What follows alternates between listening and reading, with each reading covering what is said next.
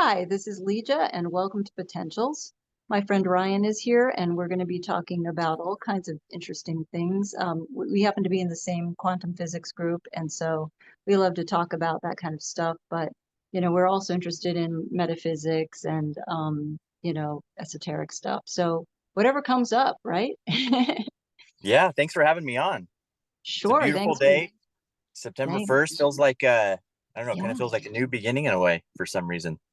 Yeah, it does. It really does. It's like, I don't know. I feel it, something's in the air. I don't know what it is, but I I know, like it. I agree. I'm kind of excited about it. So yeah. Same here. So I'm not an expert really in any area, but I appreciate you having me on and just kind of, shoot the breeze a little bit.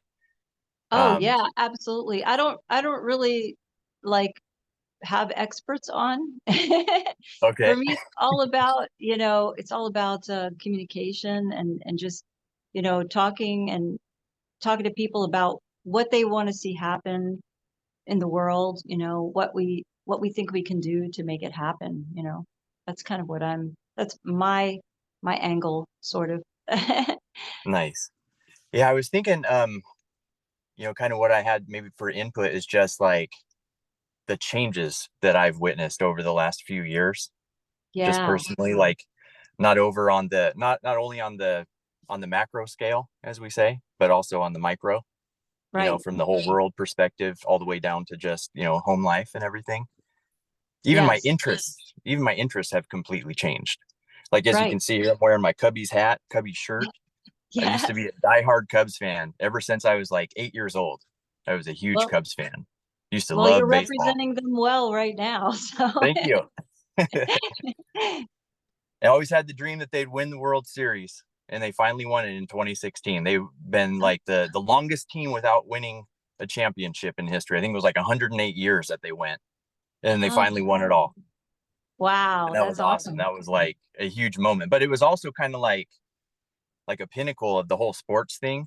Because then, believe it Mhm. or not, my favorite football team, who happens to be the Atlanta Falcons, for whatever random reason, it started off with Deion Sanders. Actually, now that I think about it, when I was a kid, Huh, they used to have Deion Sanders, and he right. was called Neon Dion, and I used to love watching him play. But they actually made it to the Super Bowl the same year that the Cubs won the World Series. Oh, wow. But anybody who saw that Super Bowl, though, will remember that they just totally it was a bit of a letdown. I'll just leave it at that. Yeah. It looked like Well, they were heading for the victory, but they ended up getting beat, towards at the end by the Patriots, of course. right. But Well, that happens to the best of us, and the Patriots. I'm not that I'm an expert on football, but I know the Patriots like seem to win all the time. So, yes, it's no almost like that surprise. mentality. Like Yeah. once they realized it and they got that Mhm. taste of victory and that was instilled within their leadership, they were Right. just able to keep it going. The Right. Seahawks kind of had a similar run too. Momentum. Uh, yeah, no doubt. They I don't saw even the know what's going potential. on in the sports world these days. It's like that was kind of like a benchmark, I guess, in a way, for my Mm. interest in sports. Because after that pinnacle, it's kind of like, okay, well, the Cubs won. So what do I just now? I just keep watching them every year and hope they win it again. I don't know. It just I kind Right. of lost interest in it. And Isn't then that interesting? Yeah. yeah, and then 2020, especially, when the virus hit and Mhm. like the lockdown started and everything like that, Right. and then just being at home more with the family, and then just actually being put into a different perspective of like how different the world actually could be compared to what it was prior to that. Yeah, It seemed like it was just a huge turning point.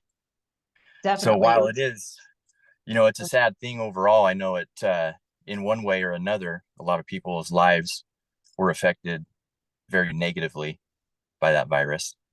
Yeah, Um, but at the same time, there is an opposite side to the coin too. So right. there was some good that came out of it in certain instances, at least. It, not trying to put the rose colored sunglasses on or whatever, but I don't know. It was Well, kind of like a turning point, I guess is what I'm trying to say. And yeah, I'm just I mean, rambling on at this there's point about it. there's good and bad in every situation. It's just a matter of perspective. So, and also experience, like how did you experience as opposed to somebody else? And everybody had their own definite personal experience with that whole scenario and everything that happened there. So it was kind of, I feel like definitely, as we've said, as many people have said, it was meant to kind of tear us apart, to kind of divide people, like a divide and conquer thing, I feel. And instead, Yeah. I feel like it just sort of brought people together, a lot of people, Oh, because absolutely. we all experienced it, a traumatic experience together. So, yeah, Yeah, it it's was very eye-opening too. I felt like it was yeah, like you said, definitely a shift in perspective. And then right. when they started putting out the statistics, but the statistics that they were putting out on TV just didn't match up with what I was seeing in my world. Same Because at thing. that time in my life, I was doing a job where I was doing outside sales. Mm-hmm. So for like the first year of the pandemic, I would be in like anywhere from 3 to 5 customers' homes every day, 5 days a week. Wow. And that went on for that first year of the pandemic, and I never caught it one single time. But then Right. on the news, they're talking about how all these people are sick everywhere. But I'm out there actually seeing people every day in real life and talking Mm-hmm. to the people that I know in my own community and family members. And what I was seeing didn't match up with what they were putting on the news. So that Right. was kind of like one of the first turning points for me to start kind Yeah. of looking at things differently. Yeah. Yeah. So it Right. was another one of those benchmarks for sure. Now, before that had happened, were you kind of a mainstream media believer? Like, I mean, did you kind of buy everything they said all the time, or were you a little bit skeptical already? That's a good question. Honestly, it never even dawned on me to think that they would lie about stuff. Huh. And I'm not, Interesting. I probably shouldn't sit here and say that they do. I guess I should leave that up to each individual to Well, decide. But it's and pretty obvious in some cases, I think. yeah, yeah. I I think at remember this one point time it's though. pretty obvious. Yeah, yeah, yeah. I remember one time though when I was I don't know, many years ago, probably like 15 years ago. I recall turning on the news. I don't even remember what station it was. I wasn't even, not into politics at all at that time. And I just remember whatever station it was, they were just talking so much smack about the president, whoever it was at that time. Hmm. And it just felt so weird to me. It's like, Mm, why are they talking about the president of the United States that way? And right. that was like way before I understood politics at all. Yeah. And now it's like just such a divided atmosphere. There's no will to, it doesn't seem like there's any will from the two parties to try and work together towards a solution. It seems like it's more about which party is trying to get the W versus actually working towards whatever, solution is needed for that given time. Yeah. Absolutely. Well, and I don't think that was ever the intent. I remember, I can go back far enough to remember when there really wasn't so much of a divide. And then it gradually, slowly started becoming more and more of a divide between the two parties. Okay. And I mean, there was, but it wasn't so polarized as it is now, and I then was wondering that. everything became more and more polarized as time went on. And I started seeing it not just with politics, but with racism, with everything, with every kind of sort of thing that you could imagine that would divide people, any kind of thing that would divide people, sexuality, gender, whatever, anything that you can imagine, they just started kind of like highlighting and focusing on to get people to sort of be angry with each other is what I started seeing. And I started seeing it make people become more and more irritated and just more angry with each other in 3D. Not just, people used to like watch TV and yell at the TV. Well, now they were doing it because you had the internet and people could just talk online about each other and not even see each other to be able to, fight about it. You would have people arguing over, family during family, not my family, but family reunions, people like that, that would get together. They would in 3D. It used to be a thing. And then it turned over to like the internet. And now it's more like it's just out of control. It's, it is the internet, but it's more like, uh I mean, it's everything. I Yeah. don't, it's just energy, you just feel it in the air. When you walk around, when you go to the store, anywhere, you feel that energy of people like just looking at each other, trying to size each other up. Like, you know, it, I don't remember that when I was a kid. I don't remember that feeling. It just sort Yeah. of gradually got more and more like that, I feel. That's what I And wondered, because when I finally started noticing it, I was like, holy, has it always been like this? And I just now, started noticing it. So that's yeah, good to hear that it hasn't always been like that. So, maybe there I is some think hope. I think they amped it up, and I feel like it was part of the whole agenda, but I'm not saying whether that's bad or good, you know. Yeah. It's it it just is. I'm not like saying, "Oh, this is horrible that this happened," because sometimes to make change happen, things have to come to a head. And the only Yeah. way to make them come to a head is by having some kind of conflict. There Yeah. has to be something in order for there to be change. So otherwise, we just sit around and accept everything the way it is and not do anything, you know. Yeah. It's kind of And like one of the things that's talked about occasionally in our group with alchemy. I've mm, always thought of alchemy before as like transmuting different metals and changing them into different metals and whatnot. But it seems right, like, from a philosophical or spiritual sense, whatever a person would prefer, there's that type of alchemy as well. So any type of right, given situation that you run into, it's going to strike you a certain way. But if it strikes a negative chord with you, there's usually a way that you can view it from a different angle yes, to, if not turn it into a positive, at least learn something from it. right, exactly. Like you can just always look at something from a different dimension, from a different, Yeah.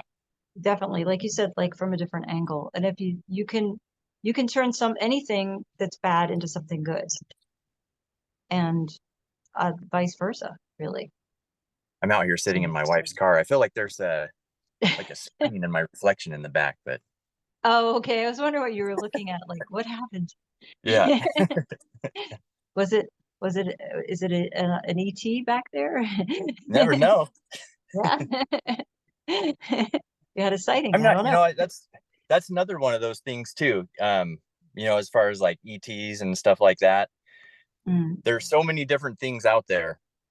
Like when you research all these different topics, it's like they all sound so believable to an extent. Some of them, and it's obviously personal perception again.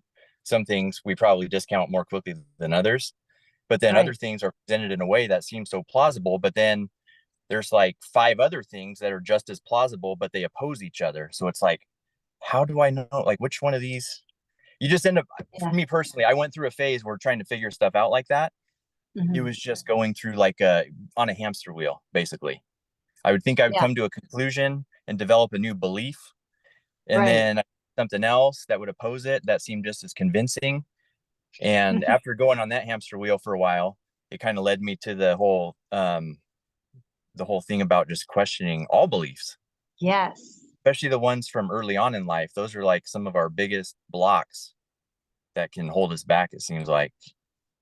I feel like anytime you have a really strongly held belief about anything, it's just it's like you're gonna get it knocked down at some point. It's just gonna eventually, because it's really hard, because you want to have some kind of strong belief in something naturally to begin with. We're just sort of programmed that way to begin with, and then it sort of gives you something to go on, and like, oh, well, I'm gonna do it this way, or I'm gonna live my life this way, and then that kind of falls apart or falls away, and then you have to find something else to do that with.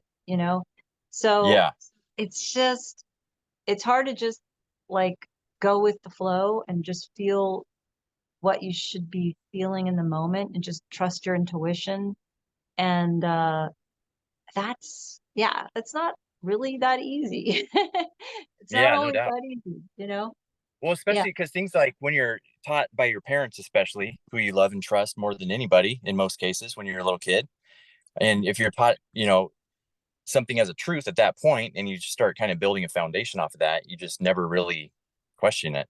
Or at least for right. me, that's how it was for a long Oh time. I can't yeah. speak for, but I'd say most people would probably agree with that. Yeah, most people would have had that experience, I think. Yeah, because you are you pretty much do what you're told when you're a kid, and you know what you live what you learn. So it is it's very rare that most that people will stray away from what they've been raised to believe, unless it was something that was so toxic to their life that they felt they had to change it, you know. But um, you know, if it didn't really wasn't that bad for you to have that kind of lifestyle, if you were raised in a pretty, you know, easygoing family and they believed a certain thing, then why wouldn't you continue to believe that? You know, there would be Yeah. no reason to change your lifestyle. So Yeah. I don't know. But when it comes to trusting your intuition, that's probably the one thing that I learned that became like so important for me. And it was just really recently, you know, like maybe within the past couple of years that I learned that that was even important, you know. Yeah. And I can't say that I do it all the time, but to realize at least that's something I should be doing has really helped. The first I time that I noticed it strongly, now that you mentioned that, that made me think of this. And I didn't even think of it as intuition at the time. I felt more like I was following my heart, Yeah. because me and my wife were both working the jobs that we were working, like I had mentioned, and the pandemic had been going on for a while. And after having that taste of being at home with the family for a little bit, and then just seeing like how little time that the kids were getting while we were both working full time, I just started having these nudges that like one of us needed to stay home with the kids for a while. And then I kept trying to like, because I was making, between the two of us, we were definitely making decent money and everything. And Mhm. when you get used to that as being a benchmark of success, it kind of takes a while to get your sight off of that. So I would try to kind of power through it like, no, that's ridiculous. I can't just quit my job type of thing. But then Mm, the nudges would keep getting stronger. yeah. And yeah, like all type different weird synchronicities would pop up and stuff. And then finally got to a point where I had talked to my wife. I was like, babe, I really think that this is the right thing to do, you know? And then she Mm, agreed. So, wow. and then looking back on that now, that was kind of like a perspective flip too, because I grew up financially poor. I always say financially poor because that can be, the word poor can be taken in different ways. I had a Yes. great mother, that was there, single mother, but she gave me love growing up, and that was huge. That's a Growing, way better than not than being the other way around. yes. And then, so growing up that way, we didn't have money. We're always like one of the poorest kids in school, um, stuff like that. So I got the idea in my mind that that's what was needed to be successful and to actually like feel happiness in life. Because kids at school, like back in my day, at least, I don't know, I was also the smallest kid in class too. I was not only my class but like the whole grade, all the way through grade school. I was always the shortest kid, so I'd get picked on for being the small kid, and then for Right. being poor. That so that started to like knock down my self-esteem and self-confidence. And I thought, in order to build that up, that financial success is what would get that for me. Right. Not having the capacity to realize at that time that the reason, that I felt the low self-worth was because of those other circumstances. So Right. that like my main goal in life. And then I achieved, a decent level of success at a pretty young age in my 20s, but it didn't bring me the happiness that I thought it was going to bring me. Right. Be that, and I was stubborn. I just kept trying to push through it, and I was like had to fight several addictions for all that time. Would beat Mm, one, get back on track, still not happy, it was like total right. roller coaster. And this final nudge with when COVID was going on, that's when it, you know, I think maybe that's when it finally clicked for me. And I was just maybe more stubborn than a lot of people would have been. I don't know. Well, yeah, I mean, but that's not, I don't know if if you were being stubborn as much as you were probably programmed, or you programmed yourself even to believe Yeah, something, a very exactly. strongly held belief that you had, and you had to, something had to click for you to make you change that. And it was something really dramatic, you know, like Yeah, yeah. a major thing, that event that happened in the entire world, you know, so. And I Yeah, don't to say expect knock, yourself. I don't say that as a knock on like wanting to achieve financial success. I don't mean it that way Yeah. at all. I just No, mean I because know. I had it in my mind that that was the only way I was going to be happy. And I Right. just kept shooting for that same target and hitting it, but I wasn't getting happy. So it's like, Yeah. must be the Aries in me. Right. Yeah, no, that I completely understand because no, I agree with you. There's nothing wrong with having financial success, but if that's where you think you're going to find your happiness, that's a totally different thing. You have to be happy with yourself first before you can achieve any kind of happiness in life. That's So, what I try to tell my kids too. I'd say, there's nothing wrong with wanting to have money, but make sure that you're happy being, make sure you can be happy being broke first. If you can be happy being broke, yeah. then get the money, then you'll really be happy. Or it'll not, Yeah, it'll like be the icing on the cake, if you will, basically. right. Yeah. Exactly. Yeah. I feel you on that. So what do you think that the world what would help the world like to become a better place basically, like how do you think that what do you think will happen to make that occur? Just based off my own perceptions that I've built up over these last few years, I think it has to do with learning to understand each other better Hmm. and learning to be able to see things from other people's perspectives. And even if we're not able to completely see it from their perspective, to at least be able to try not to get triggered by their perspective Wow, and to yeah, just try and understand them and not let other people's beliefs determine whether or not we're going to be able to love and like each other. right. Wow, that's really good. I like that very much. Thank you. Yeah, yeah, that's really profound. I believe that's very true because um yeah, we're at a point right now where everybody could very easily get triggered by each other. And like, And like I said, it's in the especially, news. Everything is designed that way. Even yeah. social media, like the stuff that you hear about with teenage girls, with, Hmm. how they put stuff in front of them to almost seems like maybe deliberately. I mean, that's not my judgment, just from what I've heard, Right. trying to knock down their self esteem or make them want Yeah. to compare themselves to others. Yes. And it's like once that first layer, if that first layer is built so strongly, or if you think of it, like the onion example that we always use, if the outer layer of that onion is such a strong shield that people can't get through, then something, I don't know where I'm trying to go with that. Kind of lost my train of thought. But like a trigger. Sometimes just a belief, like if you're trying to discuss something with somebody, and if even if you're not directly trying to challenge their belief, if you're just trying to offer maybe like a counter viewpoint to what their belief is, Right. they'll get pissed. It's almost like, Mm. sometimes people will identify with the belief as if the belief was them in a way. From just my Yes. opinion, just Yeah. from my perspective, what I've noticed. Yep.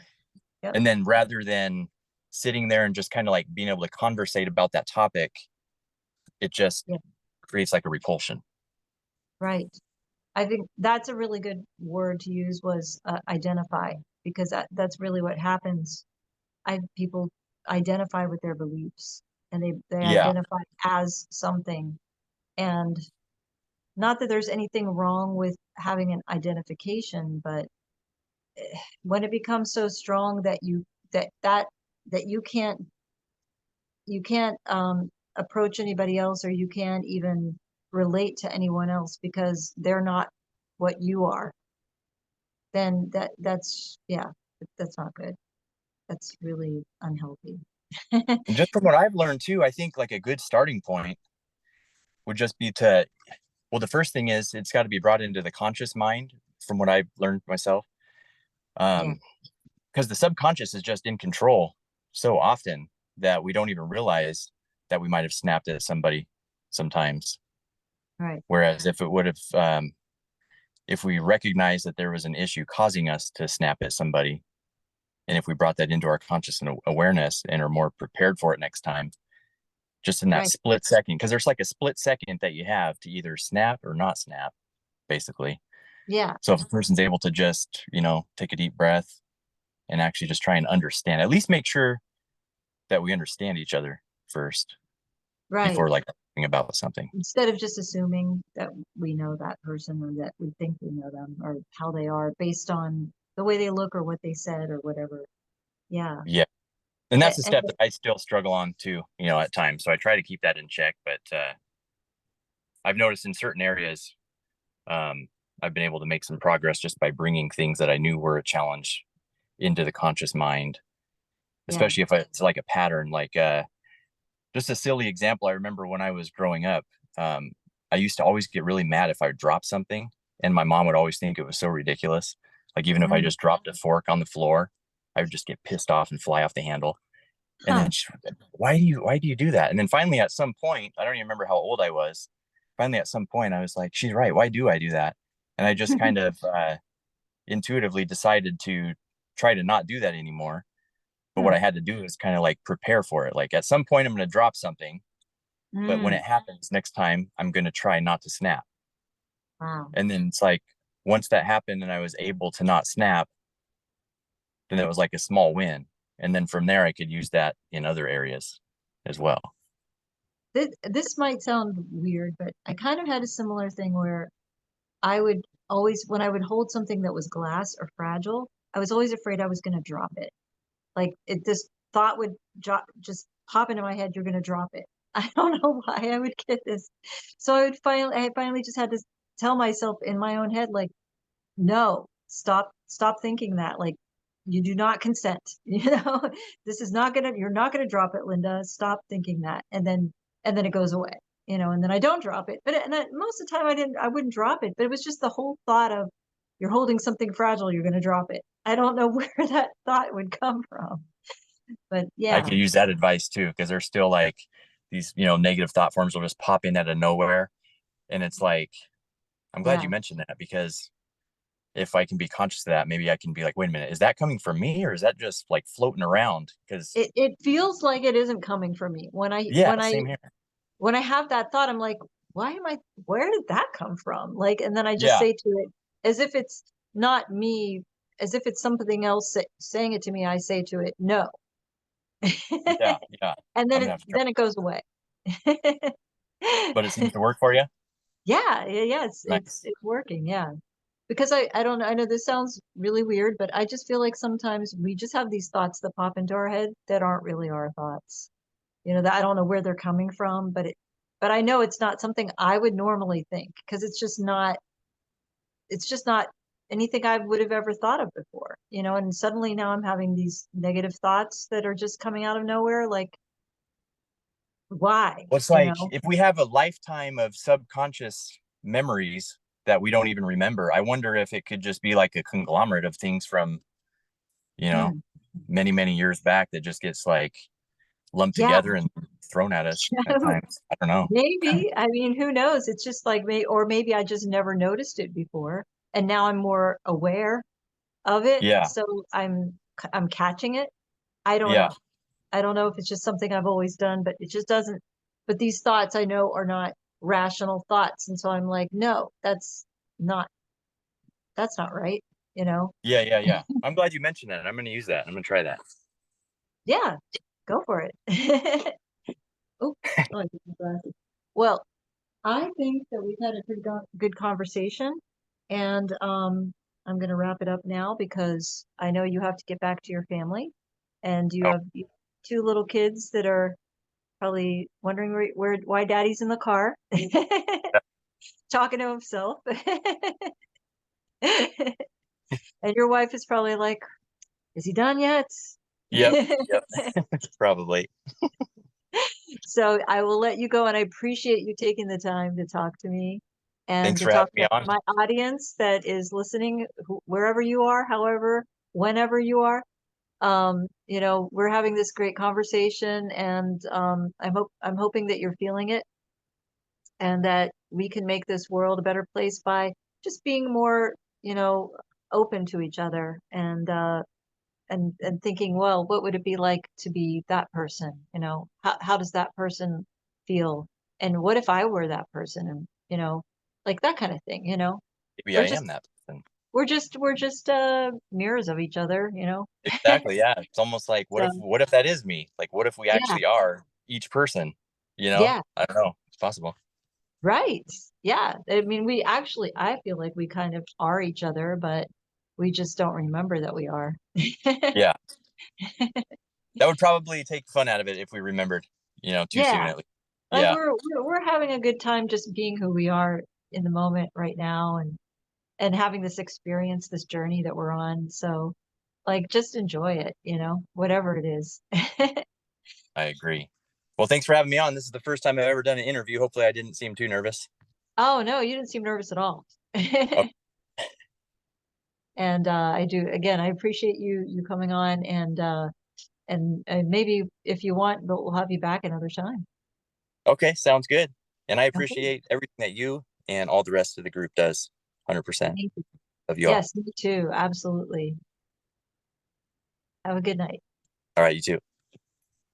Bye bye.